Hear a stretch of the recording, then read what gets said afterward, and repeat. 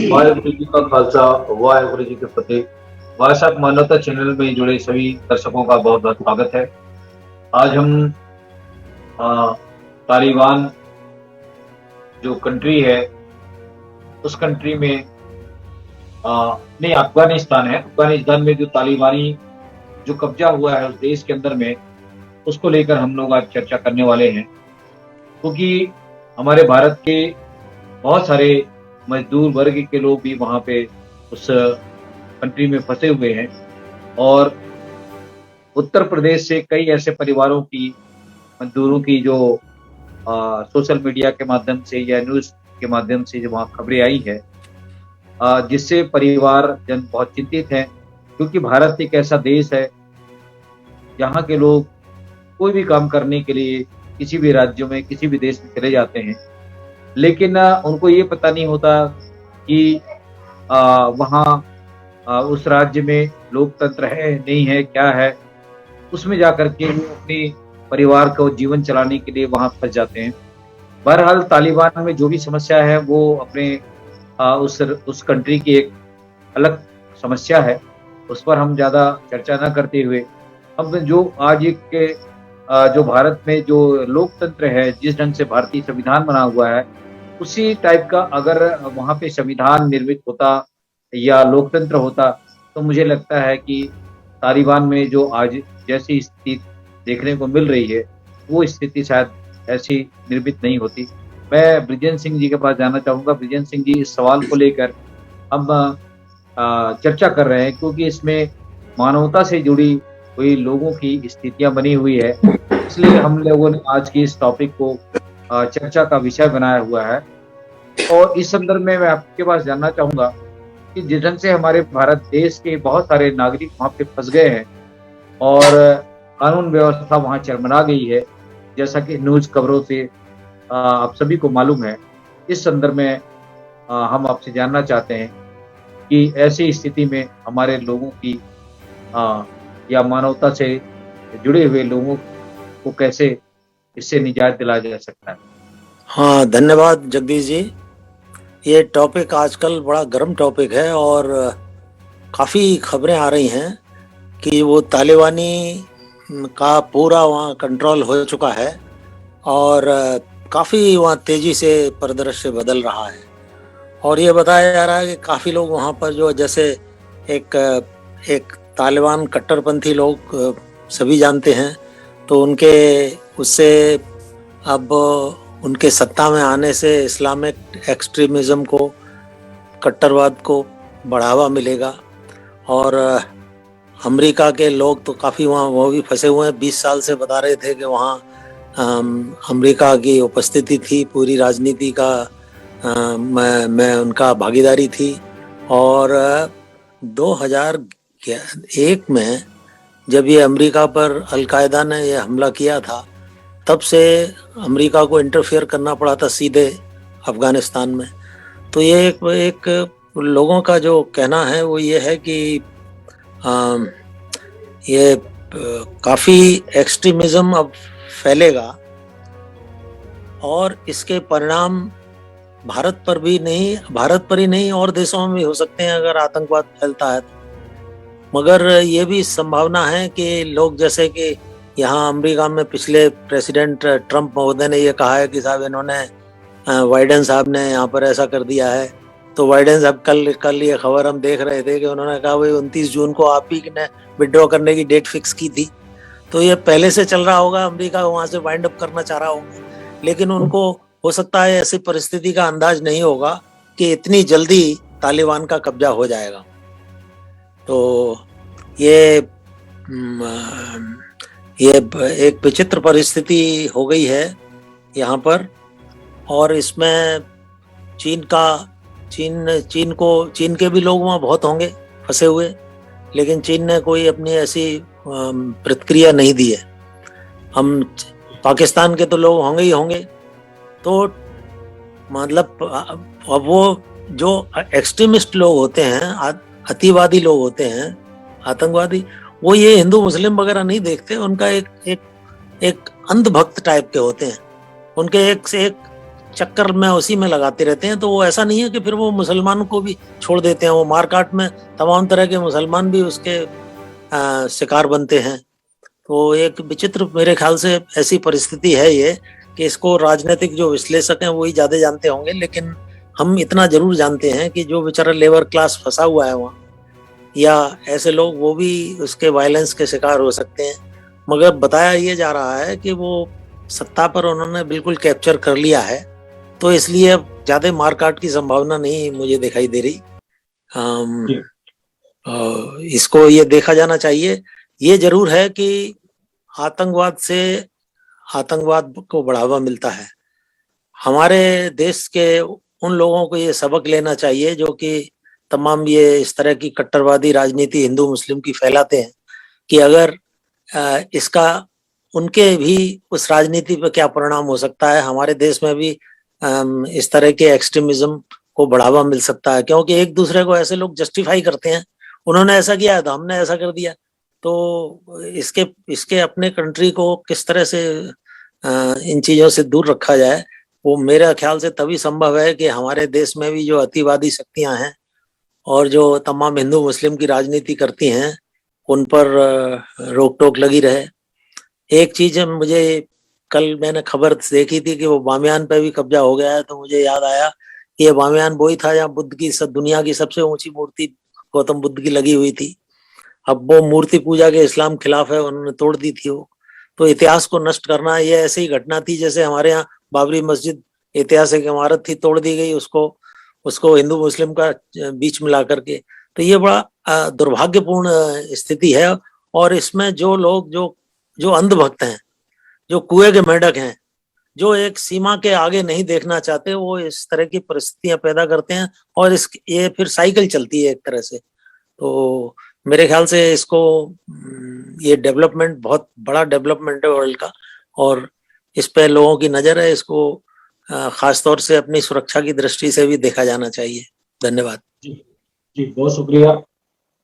मैं भाटिया साहब के पास जाना चाहूंगा। भाटिया साहब, जिस दिन से वहाँ पे हमारे सिख भाई भी हैं अफगानिस्तान में, और वहाँ पे गुरुद्वारा भी है, और गुरुद्वारे में हमारे जो सिख भाई वहाँ पे हैं, उन लोगों ने पहरा डाल करके उस गुरुद्वारे को बहुत सुरक्षित रखा हुआ है, और अभी तक किसी प्रकार की कोई आ, घटना की जानकारी नहीं आई है। लेकिन बहरहाल जो मीडिया से माध्यम से जो खबरें छन के आई है कि उन लोगों ने उस धार्मिक जगह को, जो भी हमारे भाई हैं वहाँ पे, वो महफूज हैं, और अभी तक वहाँ पे कोई वायलेंस की ऐसी खबरें नहीं आई है। बहरहाल वायलेंस की खबरें छुटपुट शुरू हो चुकी हैं। कई जगह ऐसे कुछ लोग मारे भी गए हैं। लोग, वहाँ की जो जनता है, डरे सहमे है।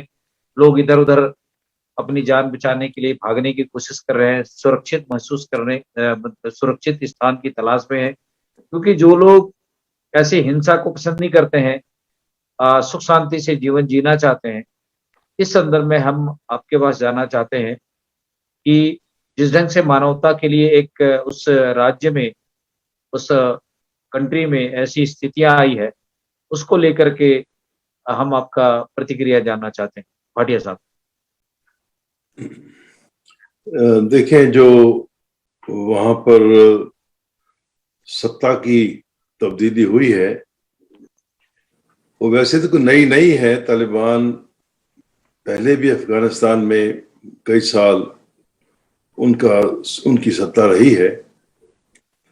तो मुझे जो बात करनी है वो ये है कि एक तो हमारे भारत के मूल के लोग हैं, या भारत के धर्मों के साथ जुड़े हुए लोग हैं, जैसे कि कई सिख हैं, हिंदू भी हैं। सभी, इनफैक्ट वहां पर ऐसा फर्क है ही नहीं। और इस वक्त जो आपको ये भी मालूम हो कि सारे के सारे जो सिख हैं या हिंदू हैं, वो भारत से गए हुए नहीं हैं, वो अफगानिस्तान के ही मूल निवासी हैं। वो सदियों से उनके परिवारों का जो है मूल वहीं से है। मैंने एक लेडी से बात की थी जो वहां की बड़ी प्रमुख लेडी है, मैं ज्यादा उसके बारे में न कहूं, वो कहती है हमारे बहुत सारे लोग जो थे वो गुरु नानक के समय से ही सिख बने हुए थे, गुरु के अनुयायी थे, बने हुए थे, और तभी से ये सिक्खी का जो प्रचार है अफगानिस्तान में चला रहा है पिछले 500 सालों से। तो वो सिख है, बाकी हिंदू, कई हिंदू भी ऐसे हैं, क्योंकि हिंदू जो है आपको मालूम होगा कि जब पहले पहले जब बुद्धिज्म थी वहां पर, फिर जब इस्लाम आया तो वहां पर पहले भी काफी जो भारतीय सभ्यता के लोग थे वहीं रहते थे। आप इनको हिंदू कह लें, चलो हिंदू कह लें, तो वहां मंदिर भी होंगे, गुरुद्वारे तो हैं ही, कई गुरुद्वारे, एक नहीं है, बहुत गुरुद्वारे हैं वहां पर। काबुल में बड़ा है, कंधार में और जलालाबाद में और भी गुरुद्वारे हैं वहां पर। कई कई ऐसे ऐतिहासिक गुरुद्वारे हैं जहाँ गुरु नानक जाके ठहरे हुए थे, जहां पर गुरु नानक ठहरे थे वह उनकी याद में गुरुद्वारे बने। तो गुरु नानक ने जब मक्का से वापस आते हुए अफगानिस्तान में कुछ समय बताया था और काफी वहां का उनका प्रचार हुआ था। तो वो लोग अब जो हैं, अब पिछले साल ये जो आपका आईसिस है, जो सीरिया से या इराक से निकले हुए टेररिस्ट हैं, आतंकवादी है, उन्होंने एक गुरुद्वारे के ऊपर हमला किया था और उसमें से बहुत सारे परिवार मारे गए थे, कुछ बच्चे यतीम हो गए थे। तो उस वक्त आपको याद होगा कि भारत ने एक कानून पास किया था जिसमें से कि अफगानिस्तान, पाकिस्तान से या फिर बंगाल से या बांग्लादेश से जो हिंदू सिख हैं या क्रिश्चियन हैं, उनको भारत में शरण देने की बात चली थी। वो कानून बना था, आपको मालूम होगा उसके बारे में, सिंह साहब जानते होंगे। तो वो तो कानून था, एक तरफ था, लेकिन बहुत सारे लोग शरणार्थी जो हैं वो अफगानिस्तान से भाग के भारत में आए थे। और पिछले साल जब ये हमला हुआ उसके बाद में 400-500 लोग को भी हम लोगों ने स्पॉन्सर करके एक एक परिवार को भारत में आके रखा। जो हमने भी एक परिवार को हेल्प किया, वो भी अब दिल्ली में है। तो इस तरह से लेकर अभी भी बहुत सारे सिख हिंदू अब वो सब गुरुद्वारों में जाके छुपे हुए हैं कि उनको डर है कि शायद हम पे हमला कर देंगे, शायद हमें मार डालेंगे। तो ये सिचुएशन है अभी। जैसे एक कुरे साहब ने कहा कि अभी कोई हिंसा की वारदात की ऐसी खबर नहीं आई, तो ये अच्छी खबर है। आई होप के उम्मीद करते हैं कि ऐसा ही रहेगा और वो लोग उनको वहां रहने देंगे, लेकिन ये तो समय बताएगा उनका क्या है। लेकिन उनका जो धार्मिक ख्यालात हैं वो बहुत कूड़े रूढ़िवादी हैं। मैं I don't know what, very conservative हैं लोग। स्त्रियों के बारे में उनका जो विचार है वो बहुत ही कंजर्वेटिव है। ना उनको शिक्षा की उन्होंने कभी ऐसा उनका इनकरेज किया, ना उनको काम करने की आज्ञा होती है, ना वो फ्रीली चल फिर सकती हैं। तो इस तरह से काफी आतंक सा फैला हुआ है देश के अंदर और डर सा फैला हुआ है। और आने वाला समय बताएगा कि हमारे जो लोग हैं वहां फंसे हुए उनकी क्या हालत होगी। वो सेफ्टी से भारत में आ पाएंगे, नहीं आ पाएंगे। तो बड़ी एक इंग्लिश में कहेंगे फ्लूइड सी एक समस्या है, फ्लूइड सी सिचुएशन है वहां पर। तो समय बताएगा, लेकिन लोग बहुत डरे हुए हैं ये बात। जी बहुत शुक्रिया भाटिया साहब, हम आपके पास फिर से लौटेंगे। हमारे साथ में गुणवंत जी जुड़ी हुई है। गुणवंत जी, वाहेगुरु जी का खालसा, वाहेगुरु जी के फतेह। बहुत स्वागत है आपका हमारे वैसा मानवता चैनल में। गुणवंत जी स्क्रीन पे आए। गुणवंत जी हमारी मिसेज हैं बाय द वे। अच्छा जी जी जी, मैं आप छुपा के रखते हैं सब चीजों को। नहीं ऐसी बात महत्वपूर्ण सूचनाओं को नहीं मैंने कब छुपाया भाई, आज ही पहली बार जुड़ी है और उनको अभी पता नहीं था जूम के बारे में, कल ही उनको बताया हमने। अच्छा तो जी। हाँ, तो अभी हमारे पास नहीं है, वो गई हुई बेटी के पास गई। अच्छा जी, मेरे ख्याल शायद वो फोन से जुड़ी है मेरा ख्याल में। जी जी चलो अगर अगर उनके पास कैमरा ऑन कर सकें तो शी शुड कम अप। हाँ, चलिए ठीक है, बहरहाल वो जुड़ेंगे, तब तक हम वेट करते हैं उनका। ब्रिजेश तो सिंह जी। उनको अभी अभी पूरी तरह पता जी नहीं कैसे यूज करना है इसको। जी, ब्रिजेश सिंह जी, मैं आपसे दूसरा सवाल को लेकर जानना चाहूंगा कि जिस ढंग से ऐसी अचानक किसी देश में कोई ऐसी स्थितियां अगर आ जाए, तो वहां उस वैसी स्थिति को कंट्रोल करने के लिए अंतर्राष्ट्रीय यूएनओ की जो संस्था है या विभिन्न देश के जो लोग हैं, वो शांति बहाल करने की दिशा में भी प्रयास किया जाना चाहिए, क्योंकि मानवता को बचाने के लिए नियम कानून बने हुए हैं अंतर्राष्ट्रीय स्तर में। तो इस परिस्थिति पे जो वहाँ की जो आम पब्लिक है, उनको ऐसी हिंसा से बचाने के लिए क्या कुछ किया जा सकता है? और अ, हमारे लोगों को या जो आम जो लोग हैं, नागरिक हैं, उनको सुरक्षित कैसे रखा जा सकता है? क्योंकि आप एक कानून से, लॉ एंड ऑर्डर को आप समझते भी हैं। हालांकि अफगानिस्तान, कंधार, ये सारा किसी समय में हमारे भारत का हिस्सा ही रहा और आज वो एक अलग राज्य बना हुआ है। इस संदर्भ में हम आपकी प्रतिक्रिया जानना चाहते हैं कि मानवता को सुरक्षित कैसे रखा जा सकता है आज की परिस्थितियों में? देखिए, ये समस्या गंभीर हो गई 2001 में, जैसा कि भाटिया साहब बता रहे थे, जब जी अमेरिका में जो हमला हुआ था 9/11 का। और ये फिर अमेरिका को ये महसूस हुआ कि भाई ये बहुत पैसा यहाँ खर्च भी हो रहा है, ये कारण रहा होगा, तो अब यहाँ से अब वाइंड अप किया जाए। तो ये लोग बताते हैं कि शायद मई में पहले से ही वाइंड अप करने का और अपनी फौजों को वापस बुलाने का प्लान था। तो ऐसा ऑल ऑफ सडनली अचानक ऐसी घटनाएं ये नहीं हुई हैं। हेलो जी हाँ हेलो जी, हाँ हाँ, सुन जी। रहे हैं। हाँ, बोलिए सर, हम तो सुन रहे हैं जी। ये इस तरह की, ऐसा नहीं है कि कोई एक चमत्कार है ना, आवश्यक ये है कि बड़ी तेजी से तालिबान ने टेक ओवर कर लिया है, क्योंकि वो 2001 से पहले सत्ता में रहे हैं वहाँ। ये भी बात सही है कि वो कट्टरवादी लोग हैं, इस्लामिक कट्टरवादी। तो जैसे मनु के कानून यहाँ यहाँ लागू हुआ करते थे कभी, वो बिल्कुल उसी हिसाब से स्त्रियों के प्रति वो बड़ा उनका जो रुख है वो कट्टरवाद का है, पर्दे में रखना, ये सब समस्याएं हैं। तो लोग लोग असुरक्षित मुझे लगता है ज़्यादा महसूस कर रहे होंगे। और क्योंकि अमेरिका ने वहाँ पर 20 साल से अपनी उपस्थिति में काफ़ी वहाँ कोशिश की कि लोकतंत्र को बहाल का किया जाए, मगर उनको ये महसूस हुआ होगा कि ये कुछ यहाँ कुछ ट्राइबल हैबिट्स हैं, लोगों की परंपराएं हैं पुरानी, इनको बहुत ज़्यादा बदला नहीं जा सकता। तो ये तो वापस ले रहे थे, और मुझे इतना नहीं लगता कि इतनी ज़्यादा खतरनाक वहाँ स्थिति होगी, क्योंकि जब अमेरिका ने विड्रॉ करने का मन बनाया था तो ये सब एस्पेक्ट में बहुत पहले से सोच लिया होगा। अब रहा ये कि हमारे लोग वहाँ हैं, तो हमारे देश का तो हिस्सा ही रहा है वो, औरंगजेब के टाइम तक हिस्सा रहा है, मुगलों के टाइम में हिस्सा रहा है, सम्राट अशोक का सूबा रहा है वो।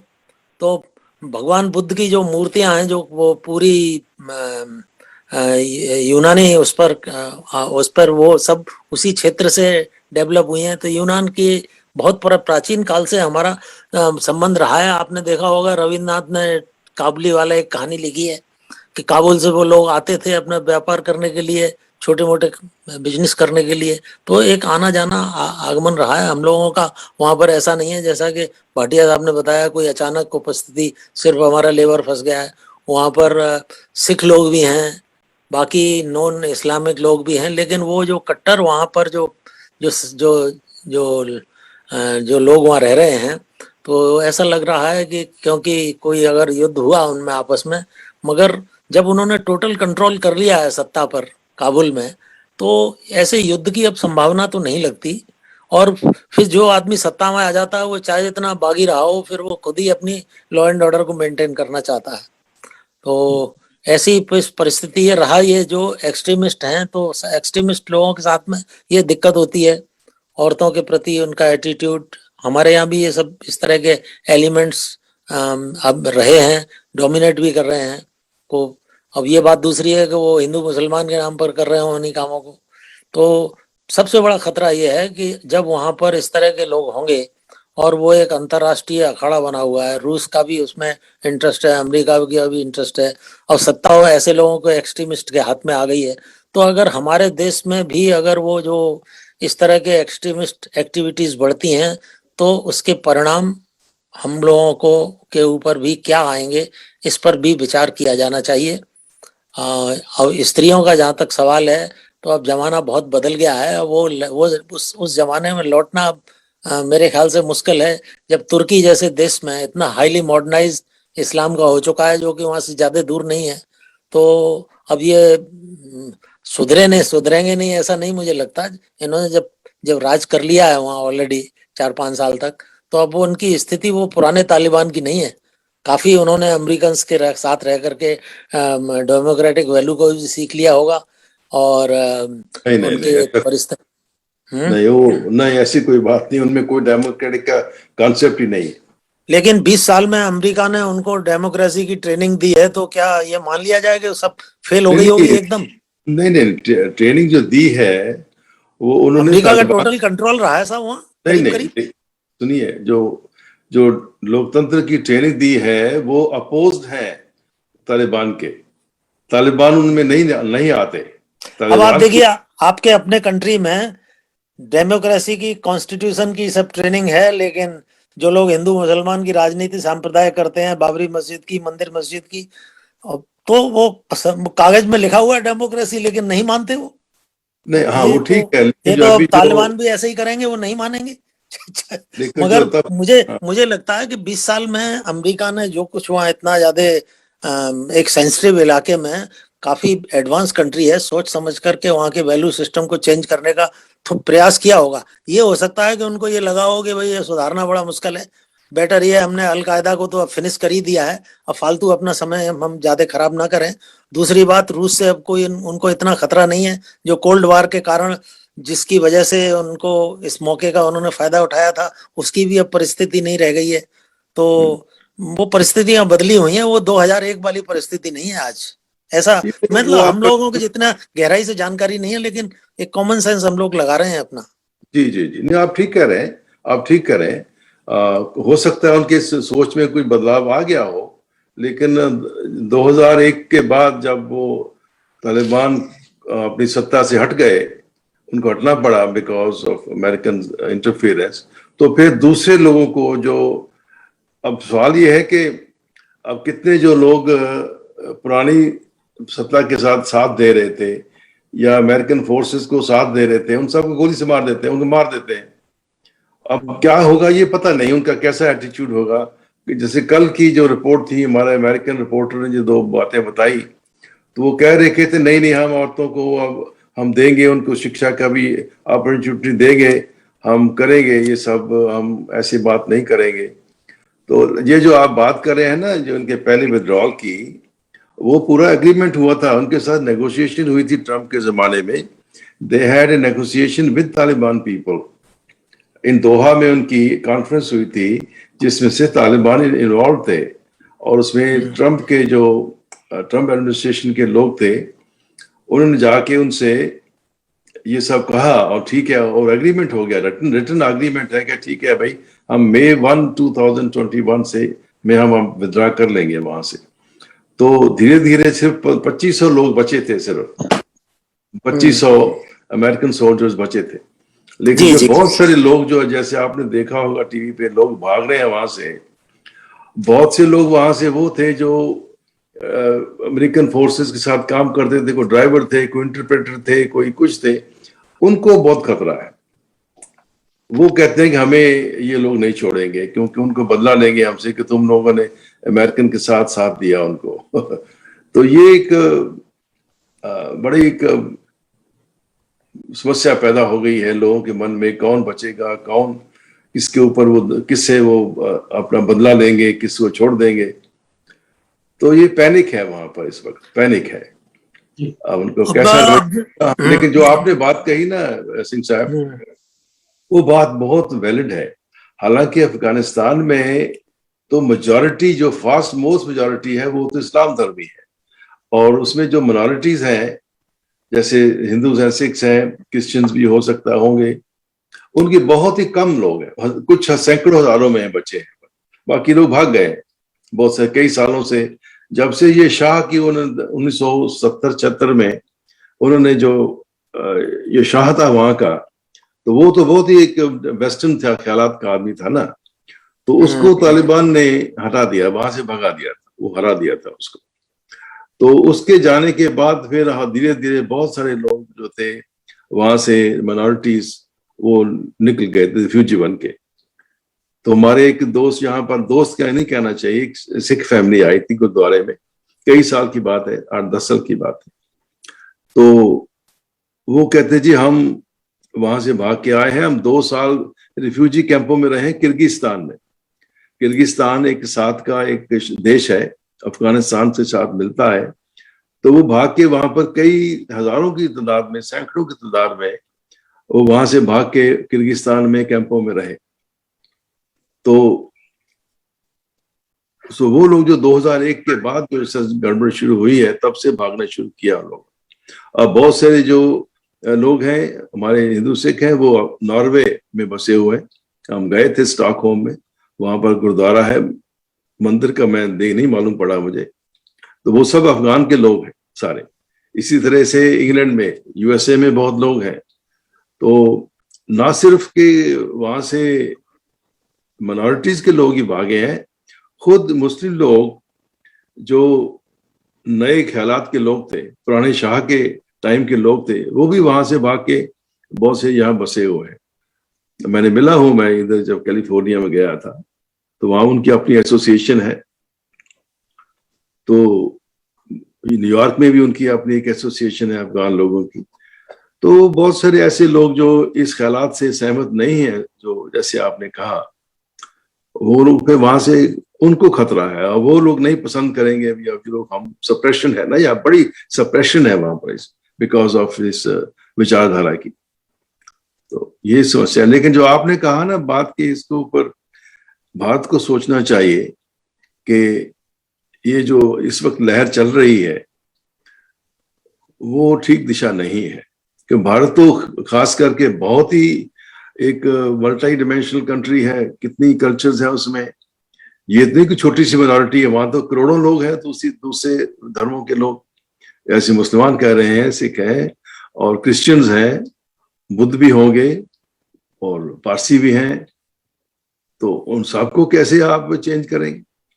ये हिंदुत्व का कॉन्सेप्ट कैसे चलेगा? पारसी लोग जो है वो कैसे उनको आप कहेंगे?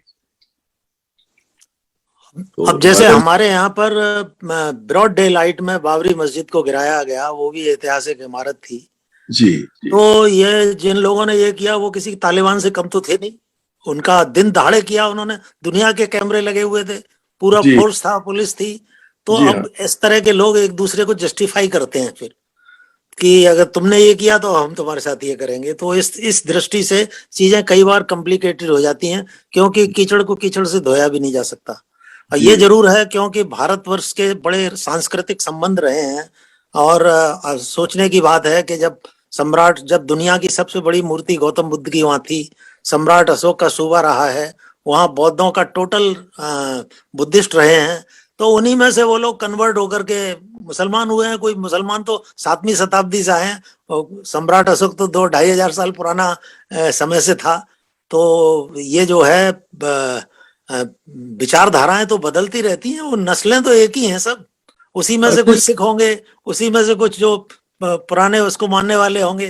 तो ये धार्मिक आस्थाएं अलग हैं, लेकिन जो एक्सट्रीमिस्ट हैं, जिन्हें आप अंधभक्त कहते हैं, जो कि रीजन करने को तैयार नहीं होते, तो उन लोगों को डील करना बड़ा मुश्किल होता है। वो एक दूसरे को जस्टिफाई करते हैं।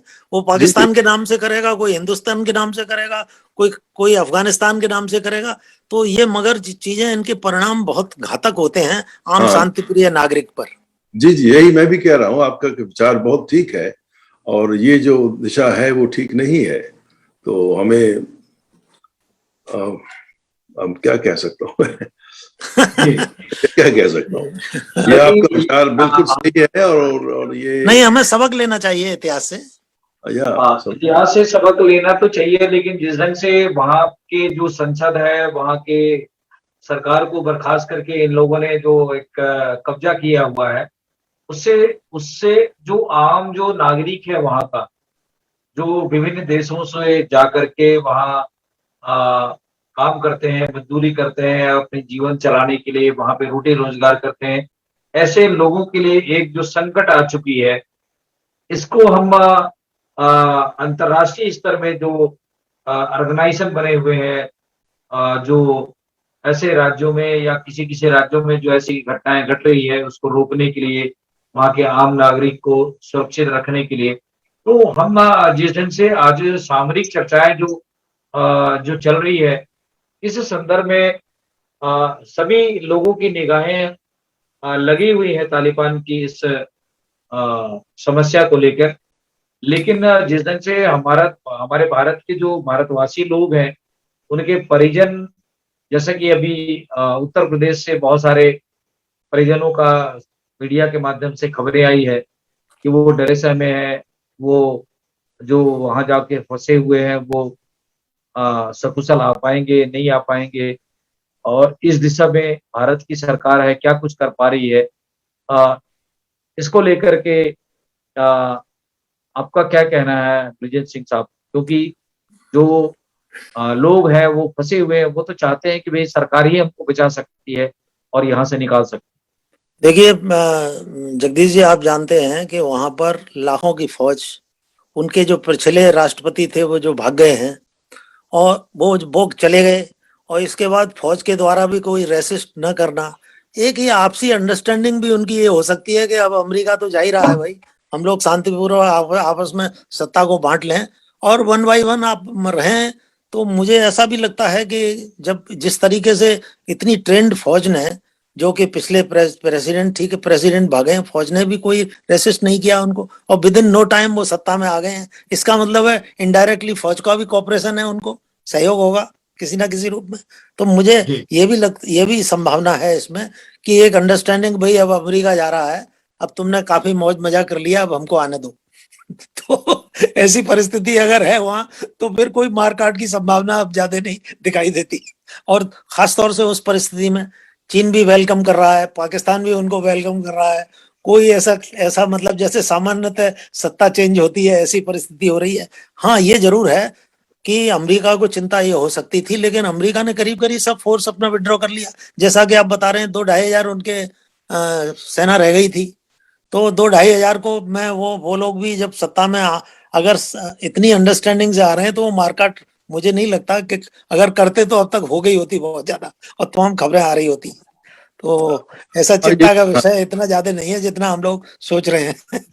मुझे ऐसा लगता है कुछ अंडरस्टैंडिंग जरूर है, क्योंकि इतनी बड़ी लाखों की फौज है भाई, जो उनके अध्यक्ष, राष्ट्राध्यक्ष भागे हैं वहां से, तो राष्ट्राध्यक्ष ही तो भागे हैं, फौज थोड़ी भागी है।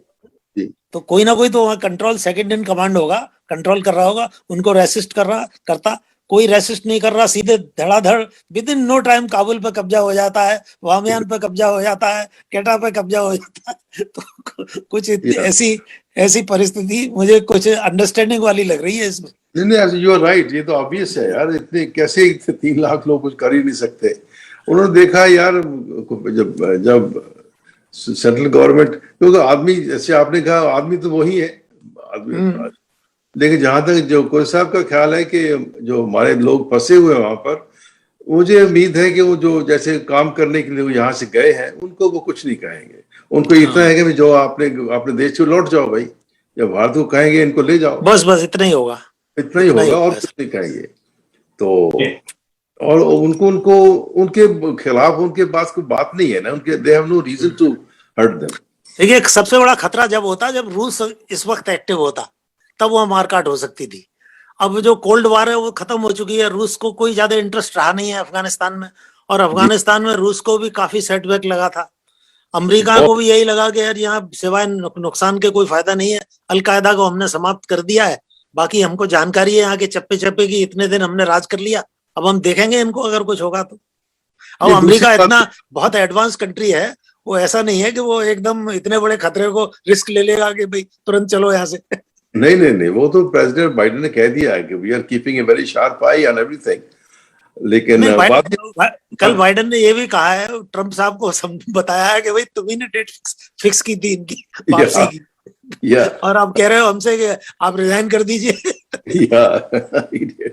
लेकिन दूसरी बात ये है कि हम क्या बात कर रहे थे, उनको सबसे ज्यादा जो लोगों को शिकायत है ना, वो ये है कि जो उनके सहायक लोग थे, उनको खतरा है कि चूंकि हमने अमेरिका के साथ सहयोग दिया है, सहयोग क्या बेचारे, कोई ड्राइवर, कोई इंटरप्रेटर, कोई सेक्रेटरी या कुछ ऐसे छोटे छोटे काम, उनको तो सारे काम फौज खुद तो नहीं कर सकती ना, लोकल सिविलियन की जरूरत होती है, तो उनको खतरा है कि वो हमें मार डाले। ये अच्छा, जनरली होता यह है कि जो सत्ता में आते हैं इन परिस्थितियों में जैसे वो आए हैं तो उनको अनइम्पोर्टेंट जगह पे इधर उधर फेंक देते हैं, और क्योंकि उन्होंने कोई रेसिस्ट तो किया नहीं है तो कोई ऐसी इतनी बड़ी सजा वजह नहीं देते वो लोग। मुझे लगता है कि ऐसी परिस्थिति नहीं है कि वहां बहुत ज्यादा खून खराबा होगा। अगर होना होता तो अब तक हो गया होता।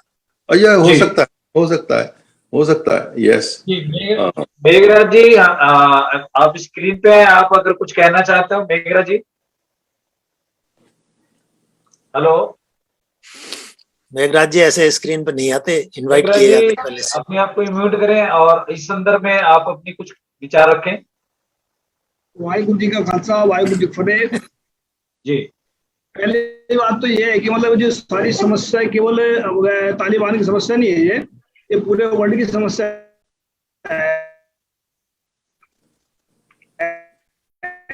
कि मतलब आजकल जो है ना सबके ऊपर बैठ गया राज करूं बैठ करके, और मैं मेरे सब कहना माने और मुझे सब लोग हीरो माने, या मुझे ही सब लोग मेरे आगे सब मतलब जी करते फिर ऐसा ही, मतलब केवल तालिबान जो हुआ है ये तो बस मैं इनके बारे में गलत या सही नहीं कहूंगा, क्योंकि जो भी हुआ वो कुदरत के खेल चल रहा है, या इनका अमेरिका का खेल चल रहा है पीछे, या चाइना का खेल चल रहा है, किसका चल रहा है तो वो जानते हैं।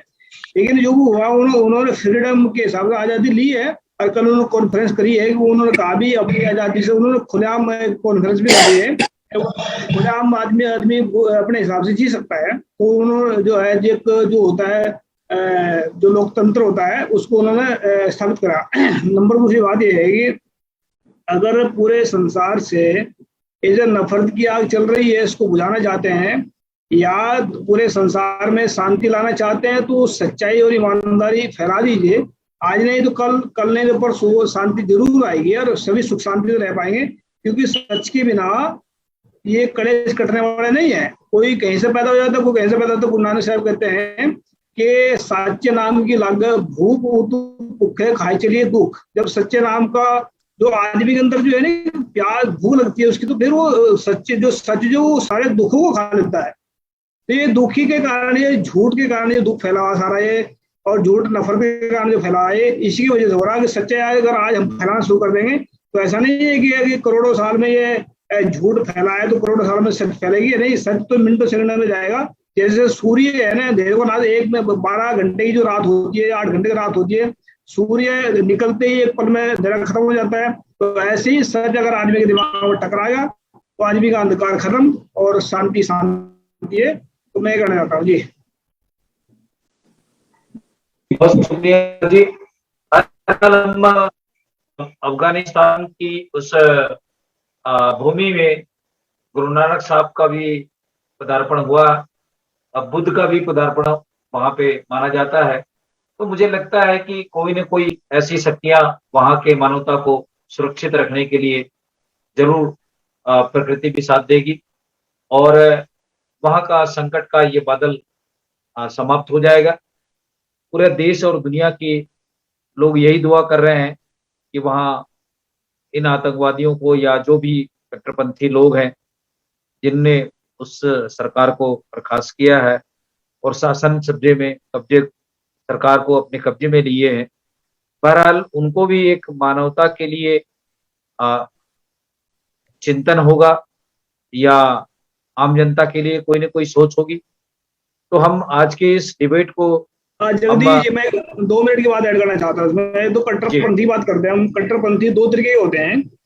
एक तो होते हैं जो मतलब इंसान सिर्फ अपने मुफाद के लिए लोगों को मारते हैं, काटते हैं, ऐसे वो तो कट्टरपंथी वैसे होते हैं जो मतलब जिनको सिर्फ अपना ही चाहिए, उनको अपने घर बढ़ने के लिए अपना ही सब कुछ, ये भी कट्टरपंथी होते हैं। कट्टरपंथी होते हैं जो धार्मिक, जिसको कहते हैं जो ऐसे होते हैं ना जो मतलब घर का बढ़ने का हिसाब बताओ। ये कट्टरपंथी सिर्फ धार्मिक कट्टरपंथी नहीं होते, आपने सिर्फ गुलाम होते हैं घमंड के, उसके अहंकार के और लालच के। दूसरे जो कट्टरपंथी होते हैं जैसे गुरु नानक साहब के सिख है, वो जो अगर कहते हैं निश्चय कर अपनी जीत करें, अगर वहां पर कट्टरपंथी नहीं आएगी तो कैसे जीत करेंगे वो?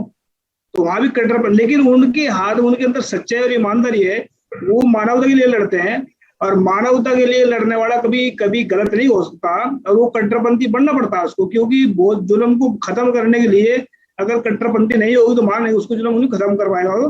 तो कट्टरपंथी में दो तरीके होते हैं, एक तो सिर्फ अपने कौम के लिए या अपने लिए लड़ रहे हैं, या अपने जात के लिए लड़ रहे हैं, या अपने सिर्फ मुफाद के लिए लड़ रहे हैं। एक होता है मानवता के लिए लड़ने वाले, तो अलग अलग तरीके के कट्टर में वही धार्मिक होता है इंसान जो जुल्म के खिलाफ लड़ता है और जुल्म को खत्म करने के लिए लड़ता है, वो कट्टरपंथी जो है वो धार्मिक होता है। बाकी ये सब चोर डाकू लुटेरे कह सकते हैं इनको। Thank you. बिल्कुल सही सही पॉइंट कहा आपने। बहरहाल आज के इस कार्यक्रम को, इस टॉपिक को हम ज्यादा लंबा ना ले जाते हुए लास्ट में हम भाटिया साहब के पास में और बिजन सिंह जी के पास एक एक मिनट में अपनी प्रतिक्रिया के लिए हम चर्चा में लाएंगे। भाटिया साहब, आज की इस डिबेट में बहुत सारी चर्चा भी हो चुकी है, क्योंकि एक अचानक से ये अफगानिस्तान में ऐसी स्थितियां निर्मित हुई है, उसको लेकर के देश भर की नजरें, तमाम सामरिक लोगों की सोच विचार इसमें लगी हुई है। ऐसा नहीं है कि हम लोग जो चर्चा कर रहे हैं उसको लेकर के और भी लोग नहीं सोच रहे हैं। देश और दुनिया की नजरें इस पर टिकी हुई है। हम लास्ट प्रतिक्रिया आपके इस तालिबानी समस्या को लेकर जानना चाहते हैं कि जो आम नागरिक है या जो सरकार में ऐसी स्थितियां निर्मित हुई है, उसको लेकर के जो कंट्रोवर्सी पैदा हुआ है वो शांति बहाल हो और लोग सुरक्षित रह सके। इस पर आपकी अंतिम प्रतिक्रिया भाटिया साहब। देखिए, जो अफगानिस्तान के लोग हैं उनका तो कोई कुछ कह नहीं सकता। उनकी जो बात यह है कि वहां दो धाराएं हैं विचारधारा की। एक तो ये जो है, जैसे जो तालिबान की विचारधारा से मिल जुलते हैं, जो कट्टर हैं, जो कोई भी किसी दूसरी धर्म के लोगों को टॉलरेट नहीं कर पाते। दूसरे हैं जो मॉडर्न ख्यालात के हैं, जो कहते हैं कि आज़ादी होनी चाहिए। उनका आपस में ये एक टकरा है, आपस में ये फ्रिक्शन है। तो वो तो समस्या उनकी है, हम तो कुछ कर नहीं सकते ना, ये तो उनके देश की अपनी समस्या ये है। लेकिन मेरा इतना ही है कि भारत देश को ये जिम्मेदारी बनती है कि जो लोग जो भारतीय मूल के हैं या भारतीय संस्कृति के लोग हैं, जैसे सिख हिंदू हैं, क्रिश्चियन भी हैं, शायद क्रिश्चियन पता नहीं भारत से के होंगे या नहीं होंगे, मुझे मालूम नहीं है। उनकी सुरक्षा के लिए उनको पूरा जोर लगाना चाहिए, क्योंकि उनका अफगानिस्तान के साथ डिप्लोमेटिक रिलेशंस अच्छे रहे हैं हमेशा के लिए। वो अफगानिस्तान के साथ व्यापार भी करते रहे हैं। उनका जो है, उनका कोई दुश्मनी आपस में नहीं है, तालिबान की भी नहीं और जो पहली सरकार थी उनकी भी नहीं। तो उनको बहुत एक्टिव रोल होना चाहिए कि जो हमारे लोग वहां पर बसे हैं या उनकी सेफ्टी के लिए इंश्योर करें या उनको भारत में लाने की कोशिश करें। ये जिम्मेदारी हिंदुस्तान की गवर्नमेंट में पड़ती है। मैं उम्मीद करता हूं कि वो अपनी जिम्मेदारी को निभाएगी। जी, बहुत शुक्रिया भाटिया साहब। ब्रिजेश सिंह जी, जैसा कि अभी भाटिया साहब ने जो अंतिम प्रतिक्रिया में जो बातें कही है वो बिल्कुल सही है। इस संदर्भ में लास्ट कमेंट हम आपसे जानना चाहते हैं कि भारत की सरकार को हमारे जो लोग फंसे हुए हैं उस पर क्या कुछ करना चाहिए। इस संदर्भ में आपकी कमेंट चाहते हैं, लास्ट कमेंट। देखिए, इस संबंध में तो मैं पहले ही कह चुका हूँ कि मुझे तो लगता है ये सब अंडरस्टैंडिंग से मामला हुआ है, क्योंकि अमेरिका का भी तालिबानों से बहुत अच्छा संबंध था, बाकायदा उनको ट्रेनिंग भी दी है उन्होंने, और वो विड्रॉ जब कर रहे थे तो बड़ी सोची समझी योजना के साथ कर रहे होंगे। ये अंडरस्टैंडिंग रही होगी, कुछ ना कुछ अंडरस्टैंडिंग होगी भाई, ठीक है। अब ये मगर मुख्य बात जो है वो अपने मेघराज जी ने बड़ा इम्पोर्टेंट बात कही कि हम लोगों को भी लागू होती है सभी उस पर, कि एक तो जो उसूल के लिए लोग लड़ते हैं, सिद्धांत के लिए, और एक होता है अवसरवादी। अवसरवादी आदमी दिमागी रूप से भ्रष्ट हुआ करता है, और जो मेंटली करप्ट होता है तो वो उसका कोई उसूल नहीं होता। तो इसमें आपने देखा होगा कि अरबों खरबों रुपया अमेरिका ने खर्च किया है, और वहाँ ट्राइबल सोसाइटी है, कुछ वार लॉर्ड्स हैं। तो जो पैसा दिया है, अक्सर ऐसा होता है कि जो इस तरह का पैसा आता है उसमें 30% अपनी कमीशन के रूप में वार लॉर्ड खा पी जाते हैं, और 70% ज्यादा से ज्यादा वो उन कामों पर खर्च होता है जिन कामों के लिए दिया जाता है। तो इस तरह वो सोसाइटी को भ्रष्ट करने में इस तरह का पैसा बड़ा भारी रोल प्ले करता है। तो ये उससे समाज होता है खोखला, और उससे आतंकवाद भी आगे चल के बढ़ता है। इस पैसे को इस्तेमाल आतंकवाद में भी किया जाता है। तो ये अब क्योंकि अब सत्ता उनके खुद ही के हाथ में आ गई है, हमसे ज्यादा जिम्मेदारी से वो लोग इस बात पर विचार भी कर रहे होंगे। उन्हें ये मालूम भी होगा कि ये जो पैसा अमेरिका का आया है, जो इजी मनी आया है एक तरह से, वो कैसे, तो ये जो अवसरवाद है हमारे समाज में भी हो, चाहे वो कहीं हो, अवसरवाद एक दिमागी रूप भ्रष्टाचार होता है, और उसमें न्याय का गला घुटता है। न्याय ज्यादा दिन तक और जब अन्याय होता है तो उसकी उसकी मार सबसे ज्यादा पहले दल कमजोर आदमी पे पड़ती है, दबे कुचले लोगों में पड़ती है, जो असहाय लोग होते हैं। वार लॉर्ड्स जो जो जो इसको तमाम ये युद्ध नीति वगैरह बनाते हैं, वो तो पैसे के लिहाज से कहीं पहुंच जाते हैं। तो थोड़ी सी कॉम्प्लिकेटेड उनकी परिस्थितियां होंगी। ये जो पैसा आया है उनके पास इतना, और जिस तरह से उनके यहाँ मॉडर्नाइजेशन भी हुआ है, हवाई जहाज वगैरह और जितने भी मॉडर्न हथियार वगैरह जो आए हैं, तो उनकी सोसाइटी पे लॉन्ग टर्म में फर्क पड़ेगा। मुझे लगता है हम लोग दुआ करें कि ये बजाय एक्सट्रीमिज्म में खर्च मतलब इस्तेमाल होने के, क्योंकि ये आतंकवादी उन्हें आप नहीं कह सकते हैं, उन्हें अतिवादी कह सकते हैं। तो हम लोग तो यही उम्मीद लगाए हैं कि सुधारी होगा कुछ, वरना इतने कई देश हैं उनमें वो भी इनको बड़े वॉच कर रहे हैं बड़े क्लोजली, और अभी कोई इतनी भयंकर भयानक घटनाएं भी ज्यादा नहीं हुई हैं जिस हिसाब से सत्ता परिवर्तन में ऐसे में हुआ करती हैं। तो मुझे तो बस ऐसे ही लगता है कि ये सब पूरा अंडरस्टैंडिंग के साथ हुआ है, और अंडरस्टैंडिंग के साथ अपने पिछले राष्ट्र अध्यक्ष जी भाग लिए, और अंडरस्टैंडिंग के साथ में फौज ने एक तरह से इनडायरेक्टली उनको वेलकम किया है। खास बात यह है कि वो कितनी करप्ट हो चुकी है सोसाइटी उस पैसे से, जो उन्हें इजी पैसा मिला है, और जी जो टेक्नोलॉजी और साइंस मिली है उसका सदुपयोग हो, उसका कोई दुरुपयोग ना हो, ये मुख्य बात है। तो अमेरिका ने मेरे ख्याल से इन सब चीजों का ध्यान रखा होगा। धन्यवाद। जी जी, बहुत शुक्रिया। आज के इस कार्यक्रम को हम यही समाप्त करना चाहते हैं, और हम यही दुआ करेंगे कि वाहिगुरु जी मेघराज जी।